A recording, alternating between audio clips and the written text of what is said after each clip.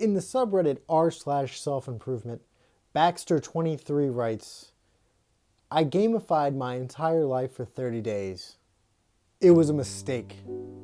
I've always been into the idea of productivity, the optimize your entire existence kind of thing. But in reality is 5 different productivity apps, just cluttering my phone, a bunch of YouTube videos about habits of successful people, still scrolling Reddit at 2 a.m. wondering where my time went. So I decided I'd try something new. I turned my entire life into a game. And for 30 days, I gave myself points for everything. Waking up early, plus 10. Deep work session, plus 20. Mindlessly scrolling, minus 50. Skipping the gym, minus 100. I mean, at first it was amazing. I feel like I'd finally hacked my brain. Productivity was actually fun. I was getting shit done, waking up on time. Finally, I was sticking to habits. Then things got weird.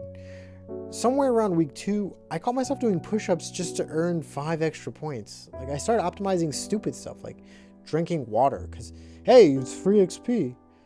At some point, I realized I wasn't actually enjoying anything unless there was a number attached to it.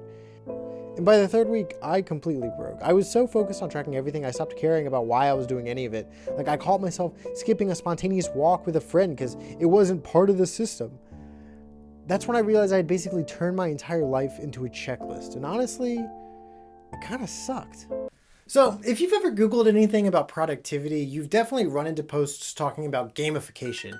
This idea that if we take something that we want to do and we attach point values to it, we attach a reward system to it, we create some kind of larger structure, we break down our big nebulous goals into small achievable goals that we get points for, we basically can do anything we want to. Our brains are self-motivated by it. And personally, I find this fascinating, right? Like, you have no interest in doing this, but as soon as we've added a point total to it, you can't stop doing this. It's all you think about. That's crazy, right? Like, what power do games have over us, over our psyches? I mean, games are quite possibly one of the fundamental essences of humanity. That's kind of a big statement. I'm going to walk it back. Broadly speaking, play is important. So important, in fact, that if you look at any kind of modern city, one of the first third spaces you'll find for people to hang out is parks, playgrounds, places designed for play. In fact, it's almost impossible to imagine a city without these very basic things. During the Syrian civil war, for example, in the center of Damascus, there was an underground amusement park built for, kids and their parents to come play. And games are pretty old too. I mean, that game that I was playing at the beginning, Jax, or you might know like Knucklebones, which is the predecessor to this game. Knucklebones are called that because they're literally the knuckle bone of a pig. They're pretty cubic, which is why they're the precursor to dice, but they're also easy to throw and catch. These games are old.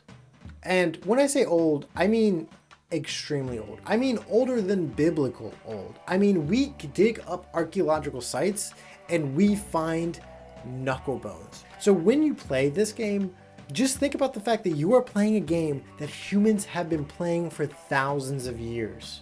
Isn't that wild?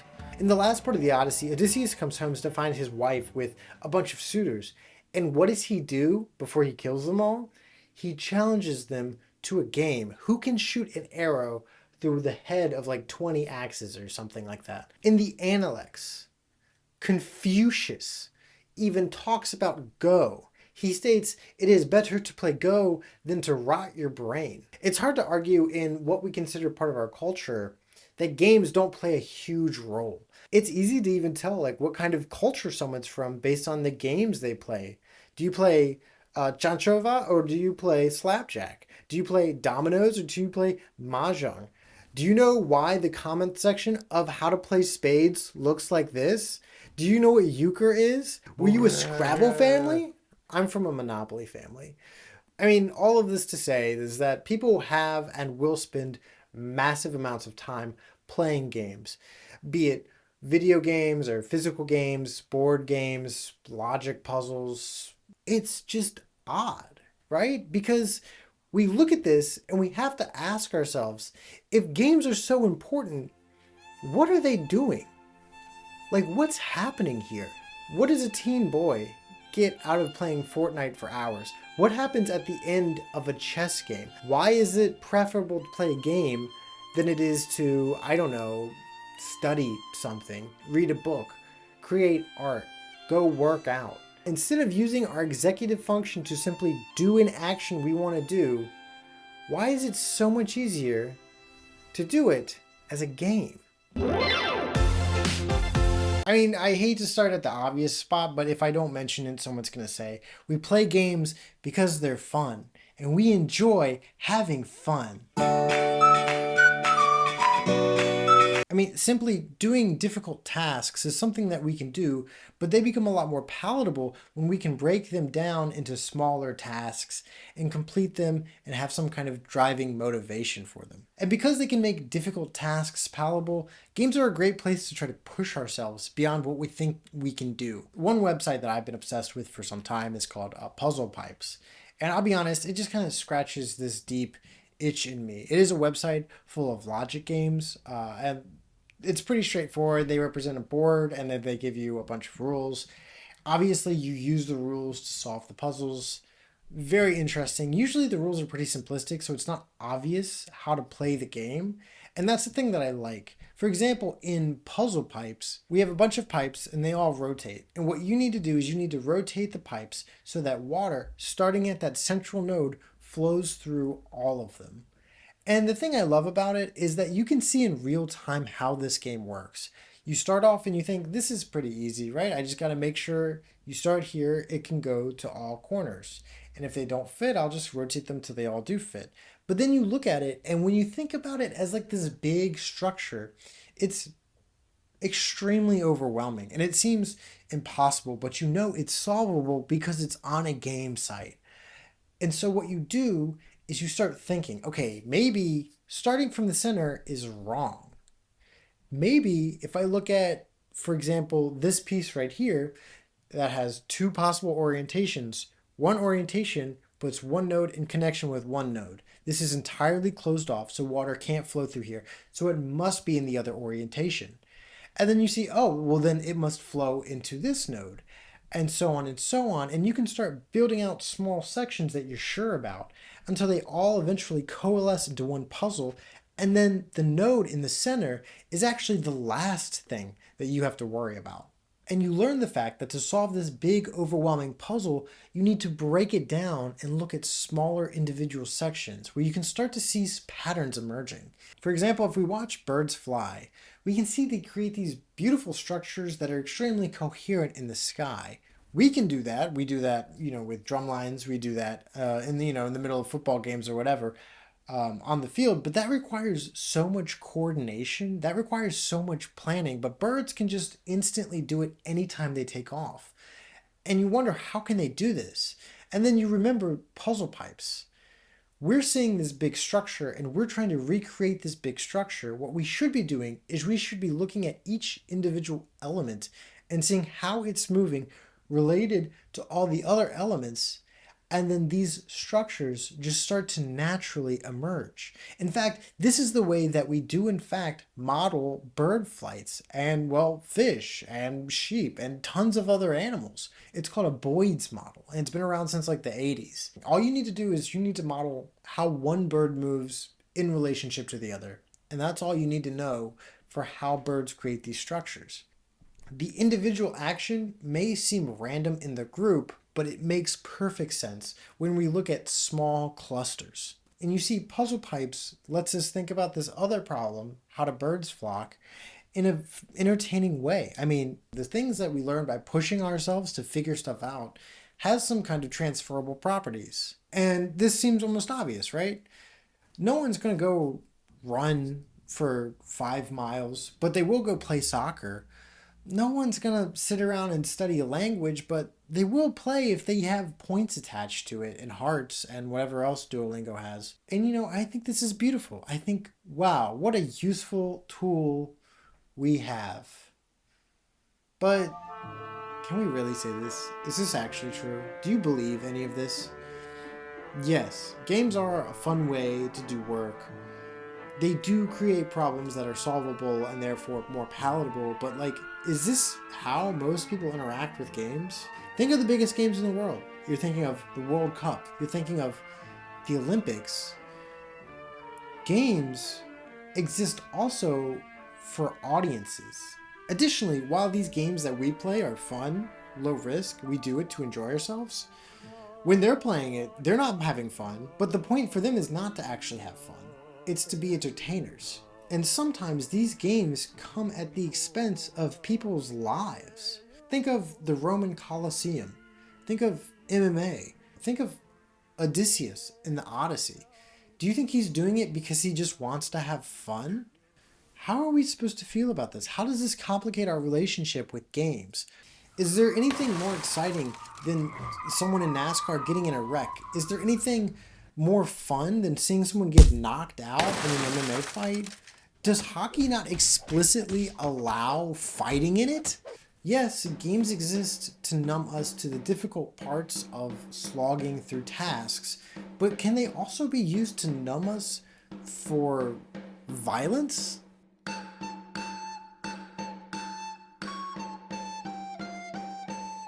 So we know we like games because they're fun ways to do problems, right?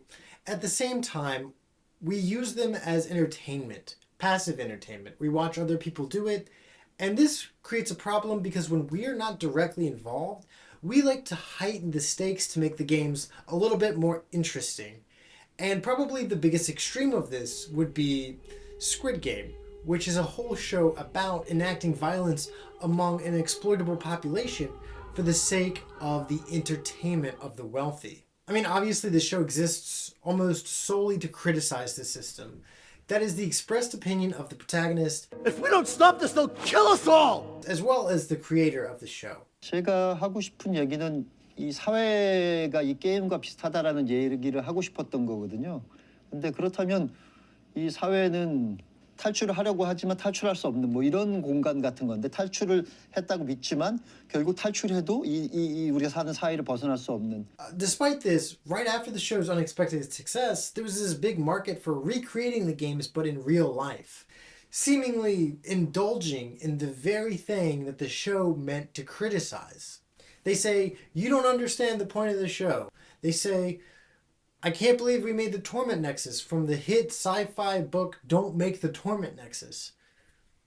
And to those people I say, I don't know. I'm really of two minds about this. Of course, the show's creator is very much against the exploitation of the people in the show, and exploitation of poor people by rich people for entertainment is wrong. By recreating the show, we are in fact recreating the exploitation of the needy people because that is the driving factor of the show. However, it is a fictional competition. You know what I mean? Like, the stakes are fake. If the contestants weren't kidnapped and murdered, this would be pretty indistinguishable from every other game show that's existed.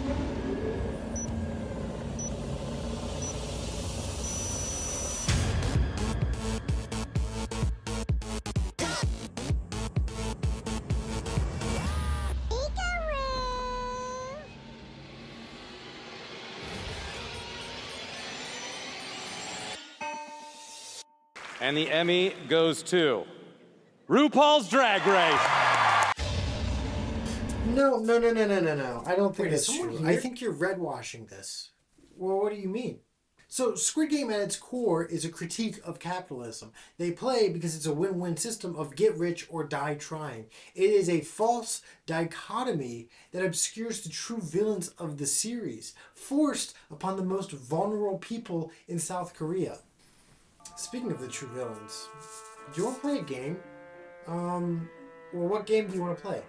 The game is called Evens or Odds, so we take turns. I put a secret number of marbles in my hand. You have to guess whether this number is even or odd. If you're right, you get the marbles. If not, I get the same number of marbles, but from your hand. Sure, yeah, I'll take them. There you go. Okay, I'll go first. Even or odd? I'll go even. Nope, close. I was holding 3. So now you have to give me 3 of your marbles. Tough start. There you go. So here's a question. How do you know that you're not being exploited right now? How do you know that I'm not cheating you? Well, what do you mean? Exactly what it sounds like. Do you think this is fair? Well, no. I mean, I'm choosing to play this game. Like, if I feel like it's unfair, I could just leave, right? Anyway, I guess it's my turn. Speaking of which, even or odd? I'll say odd. Huh. So I guess you're not cheating. Oh my god. 2 marbles. You owe me 2 marbles. Okay. But let's say I was cheating and there was a prize. Say, for example, I wipe away all your debt. Oh, you can't wipe away all my debt. That's for God to do when I'm at a ripe old age. Okay, let's put realism aside. Let's just say, for the sake of argument, I'm cheating. Your chances are slim. But if you win, I wipe all of your debt. Is this exploitation? I mean, I guess at that point I would have to play. Like, it wouldn't make sense to quit. But you see, this is the point. Like, the duress that I'm putting on you is critical. All right, my turn. Even or odd? I'll say odd. God damn it. Yep, I had 5 marbles. There you go. Okay, now we're playing. But you see, I'm still making a logical decision for myself here. Like, if you could theoretically wipe away all my debt and there's no downside to me playing, it's just a logical decision to keep playing, right? Like, I'm not going to get killed for losing. I mean, I get what you're saying, but is it not still unethical to lie and give you this false hope of wiping your debt, even if I have no intention of doing that? No, it's not unethical to, like, incentivize people to play in the same way it's not unethical for people to get their hopes up about going to Harvard, even though they probably won't get in. Like, if there was a negative repercussion for playing, then it would get more complicated, but Squid Game themselves, like the actual games, they're not unethical. The unethical part is like the kidnapping the people and murdering them. Is it though? Anyway. Even or odd? I'll say even. 4 is an odd number, right? Oh my god. I don't even think you're listening. If it's not the kidnapping and the murder, then what makes these games so bad for you? Maybe I have a problem with the economic circumstances that are forcing them to be there.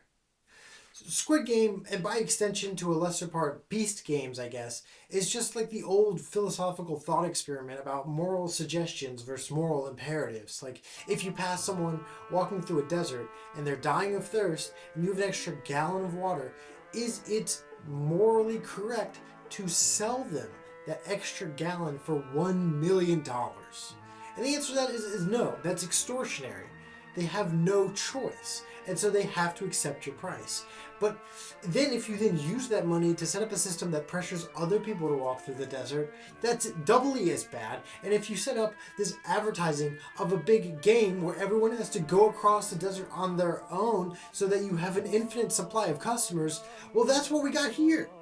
I think it's a lot less clear and direct, though. Like, if a butterfly flaps its wings and there's a tornado in China, that butterfly, do we say it's responsible for the tornado? You know, which snowflake do we blame for an avalanche? No, obviously it's no one person's fault, but certainly we have to blame somebody. Even or odd. No. Like, most of the time, there's like a million tiny little accumulating things that happen that cause other things to happen. And you can't dole guilt out to every single millionth little thing. That's just not useful. Because often the biggest thing driving this system of people participating is that they like to participate in it, even when they know it's exploiting them.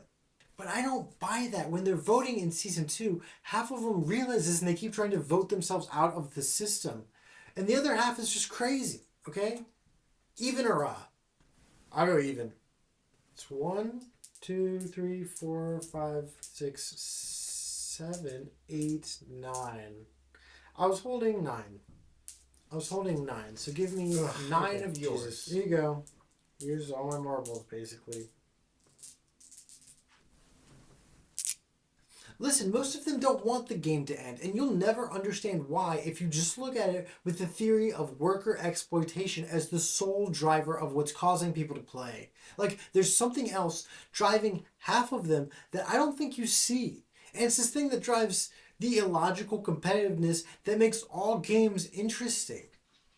Okay, then tell me, what is it? What is this thing I'm not seeing? It's that games have this subconscious effect on our psyche that overrides our logic. You know, these people are losers. In the greater scheme of South Korea, they're all losers, and they know it. And when you're advancing week to week to week, the thing that the game is implicitly telling you, the thing that's impossible not to see, the thing that's being sold to the players, the thing that they are risking their lives for, is this metaphorical way of telling them that they are better than everybody else because they're playing and they're winning.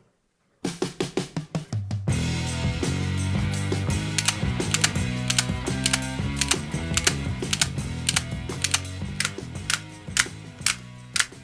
feel like a waiter at Olive Garden. All right, I'll get back to you later, Chekhov. That's what I call the gun. So, because games are so important in our culture, they often act above the kind of straightforward and obvious interpretation. They often act symbolically. Obviously, Russian roulette comes up in Squid Game Season 2, right? 영화에서 보신 적이 있을 겁니다. 러시안 룰렛이라고. 보통은 이렇게 한 발을 넣고 판창을 돌린 후 쏩니다. When Sung Ji-hun plays, the recruiter explicitly states to him, "Why don't you just shoot me, take the badge and leave?" 성기훈 씨가 보고 싶어 하시는 그분을 만날 수 있는 방법이 제 주머니에 있습니다. 지금 그 총으로 절 쏘시고 그걸 가져가시면 돼요. And yes, this is the logical thing to do. Don't get me wrong. That's exactly what he should have done. Actually, why doesn't he? 지금 그 총으로 절 쏘시고 그걸 가져가시면 돼요. 다만 이거 She's got a point. She's an icon. She's a legend. And she is the moment. Actually, what is CinemaSins up to? Huh. Still doing that. I respect that. I, desperately need a CinemaSins of Mulholland Drive. Okay, Irene. Won't that be the day? I can't put my finger on it, but it just feels like they dubbed over this whole scene or something.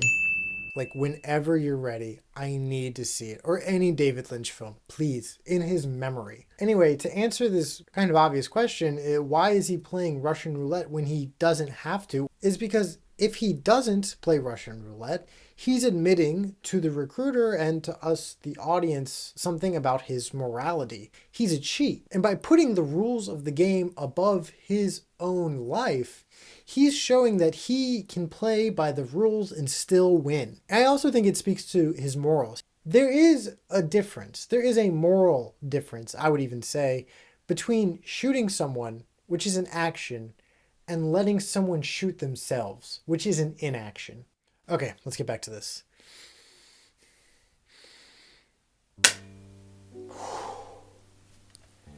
So, probably the most famous example of using Russian roulette, especially in a piece of media, is The Deer Hunter. It's a movie that came out in 1978. If this is the first time you're hearing about it, welcome to the world. There's lots of stuff happening. So The Deer Hunter centers on these three friends. There's Mike, there's Nick, there's Steve. All three of these friends are kind of working class men in Pittsburgh. They all get drafted to go into Vietnam. Before they all go to Vietnam, though, they all get together to go on one last deer hunting trip. Like the name of the movie. In Vietnam, they all end up getting captured by the Viet Cong. And there they end up reuniting, as they so often do in movies.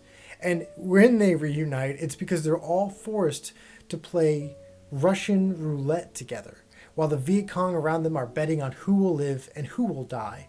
And then probably in the most intense part of the film is when Mike tells the Viet Cong, "I want you to load this with 3 bullets. That's a 50-50 chance." It's gonna be all right, Nicky. Go ahead, shoot. He loads it with 3 bullets, pulls it back, his friend goes, he's safe. He passes the gun over to Mike, and then Mike takes the gun, and then he turns it on the Viet Cong, starts firing, and uses this as their chance to escape. From this, they eventually make it out of Vietnam, back home, obviously scarred very severely. Okay! He starts receiving strange money. He realizes this is probably from Nick. And so Mike, realizing what's happening, goes back to Vietnam to find Nick playing Russian roulette in the middle of the jungle. In this movie, we are meant to compare and contrast the 2 major games in this film. Hunting deer, Deer Hunter, one of my favorite games actually, and Russian roulette, one of my least favorite games actually. Prior to being in Vietnam, they think of the war as deer hunting. This is something calculated, precise, and exact. Stanley, see this? This is this. This ain't something else. This is this. This is something that requires a lot of technical skill, especially when the power of the gun is in your hands. 5 pumpkin, 5 pumpkin. However, after the war, they start viewing Vietnam like Russian roulette. It's not something cold and calculated and precise based on skill. It's cruel, it's violent, it's scarring, and it's random. And the power of the gun becomes your own undoing. When Nick is found at the end of the movie playing Russian roulette, we are to take this both literally, he's playing Russian roulette, but also symbolically. His mind is shredded. He is functionally no longer there.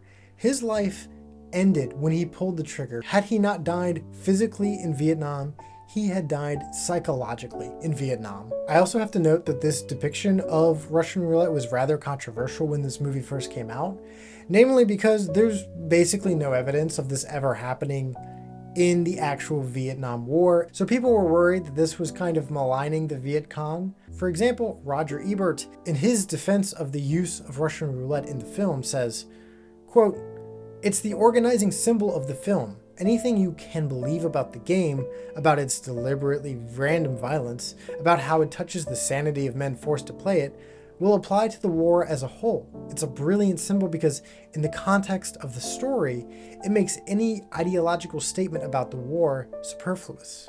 These games aren't fun, and they're not fun to watch. The point of these games is to push boundaries. The point of these games is to show to the other people at the table that you have what it takes. The reason that young boys play Bloody Knuckles is to prove to the other boys that they can play with the boys, that they're tough, that they have what it takes. Ultimately, it acts as a symbol of our own masculinity as men. Who has the nerve? Now, I know this is controversial, but we live in a society. And in society, there are things you can and cannot do. And some of these social rules are specifically about the ways that you can feel and express your emotions. However, in games, in play, this is where we can express ourselves and feel a heightened sense of all of our feelings. And it's because of this fundamental feature about games that games also have a tendency to amplify our behaviors. If we're using gamification to try to get ourselves to do tasks, it is important to know what exact behaviors are these games encouraging. Here's a prisoner, I have fun, I have fun, I have fun, here's a prisoner. So, to recap our discussion thus far, games are fun. They're motivating. They make good tools for productivity. Sometimes, though, I think we fail to consider the actual cost of playing these games. All this serves to cloud our logical judgment about the whole reason we're engaging in the activity at all. This is especially bad, too, when we don't realize when our identity starts to get mixed up in the games, when we start thinking of ourselves in relationship to how we play games. Like those guys on YouTube who talk about how modern video games are woke and gay or whatever, they're not being logical, obviously. I don't have to tell you this. Instead, they're simply just defending their ego because they identify so closely with this game that they spend so many hours of their life pouring themselves into. With this in mind, it poses an interesting question. How do we know whether the games that we're playing are productive? Well, let me tell you about one study. So, published in 2023, researchers at Carnegie Mellon published The Emergence and Collapse of Reciprocity in Semi-Automatic Driving Coordination Experiments with Humans. So this was a really cool experiment where they took 300 people and they paired them off into groups of 2. So that is 150 pairs. These 150 pairs were in separate locations, and they, through a remote, controlled 2 real-life toy cars. These toy cars both needed to get to the other side as fast as they could. This is a classic game of chicken. So they do this by playing 10 rounds, and that is one session. After 10 rounds, they switch partners, and then they do another session, and they do this for about 10 sessions. So all in all, people play about 100 games. Now, game theory tells us that if these people are both trying to achieve a high score for speed, what they should do is they should alternate taking turns swerving so the other person has an unencumbered chance to go as fast as possible. This is the logical solution where they go back and forth. There's two cars, a yellow car and a blue car, and there's four possible situations. It can either both swerve out of the way, which is represented by gray. The yellow car could swerve out of the way, which is represented by a yellow box. The blue car could swerve out of the way, that's a blue box. Or they could crash into each other, that's a red box. So what happens after playing 10 rounds and 10 sessions? What they find is they will eventually find this near the end. They do eventually find this optimal solution of taking turns. Now, this is a cooperation game. So what happens when we add voice messaging so that the people can talk to each other? We find that this solution spreads much faster, actually, and people find the solution a couple sessions before than if they did not have it. Now, let's do something interesting. Let's say we really don't like it when they crash. We are car producers and we want to avoid that at all costs. There's two options. The first one is auto braking. So if two cars get too close to each other, they will both slow down. This is against their own interest, so they need to quickly think of a solution that gets around this. This forces them to think more. The other one would be auto steering. And if they get too close, let's just have them automatically steer away from each other. This reduces the cognitive load, and maybe this could let them think about other things.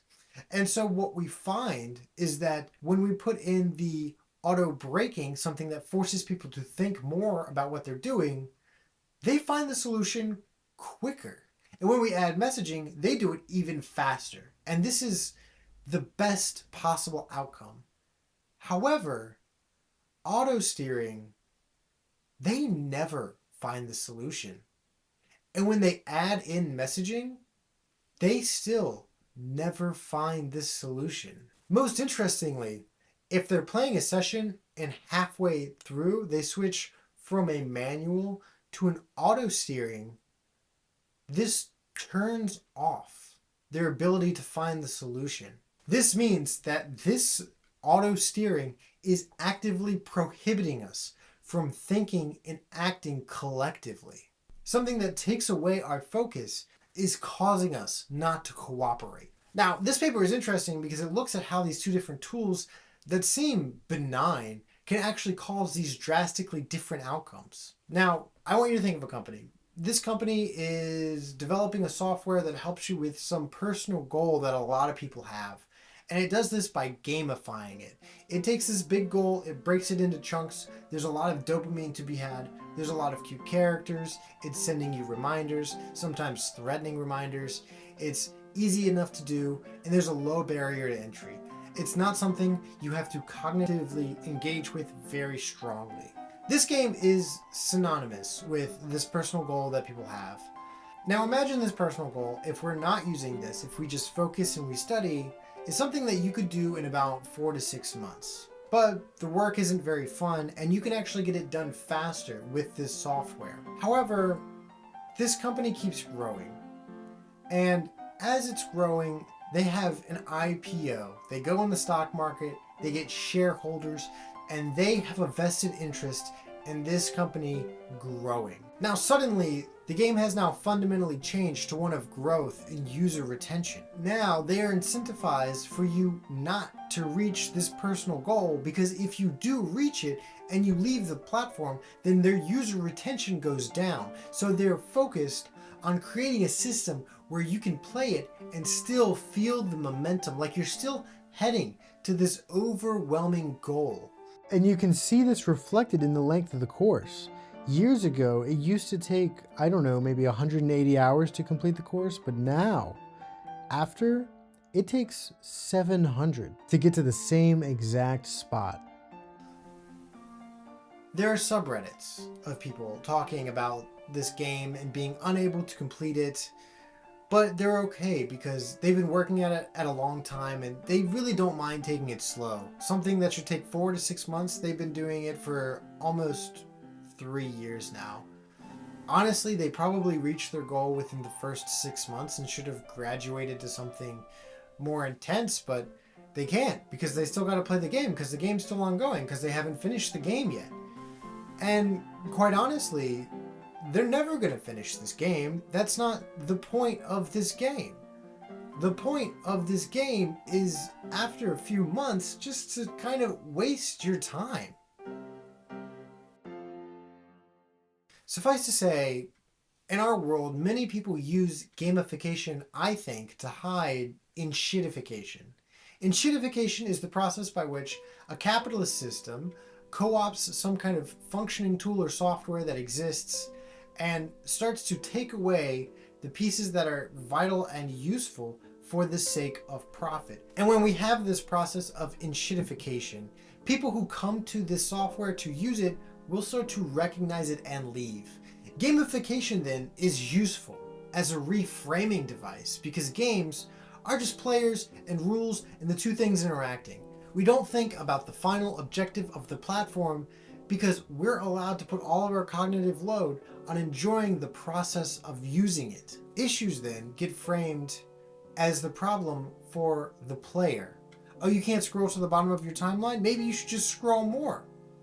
Oh, you're not getting as many likes? Maybe you should post more. Oh, you only got so many likes. You should check how all the other likes are going so that you can compare and get a sense of where you're at so you can be more competitive the next time you're posting. Critical to say that these elements are there to preoccupy us. You barely even notice that the whole point of the platform was to learn Spanish, was to keep up with your family, was to see what pictures your friends are posting. These things are all actively becoming harder and you don't notice because you're shifting your mind away from that purpose.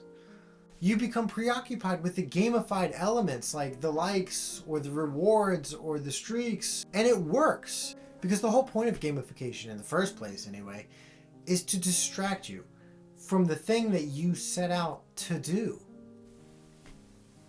Okay, that feels good. That's the video. If you like it, like, comment, subscribe, yada, yada, yada. Hello. Orange man. Ugh.